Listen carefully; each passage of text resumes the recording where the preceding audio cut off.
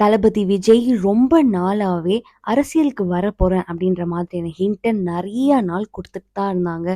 ஸ்டேஜ்ல பேசுறதா இருக்கட்டும், இல்ல நெறைய கூட்டத்துல பேசுறதா இருக்கட்டும். இப்போ நெறைய சோஷியல் அவேர்னஸ் ப்ரோகிராம்ஸ் பண்றாரு. ஃப்ளட்டுக்கு நிதி உதவி குடுத்ததா இருக்கட்டும், நெறைய ஏழை மக்களுக்கு ஹெல்ப் பண்ணிட்டு வந்துட்டு இருக்காரு.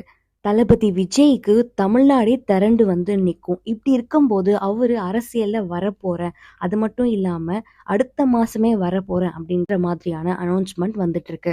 இப்போ தளபதி விஜய் வெங்கட் பிரபு டைரக்ஷன்ல கோட் மூவி ஷூட்டிங்க்கு போயிட்டு இருக்காரு. இந்த படத்தோட ஷூட்டிங் முடிஞ்சதுமே அவர் இம்மிடியட்டா விஜய் மக்கள் இயக்கம் என்ற ஃபேன் கிளப் பேஜ அவரு அரசியல் கட்சி பேரா ரெஜிஸ்டர் பண்ண போறாராம். இந்த அனௌன்ஸ்மெண்ட்ட அவரோட ஃபேன் கிளப் மூலியமா தான் அனௌன்ஸ் பண்ணியிருக்காரு. அவங்களோட மீட்டிங்ஸ்ல தான் இத பத்தி பேசியிருக்காரு. இது மட்டும் இல்லாம லோக்சபா எலெக்ஷன் ஏப்ரல் மாசம் 16ஆம் தேதி நடக்க போகுது.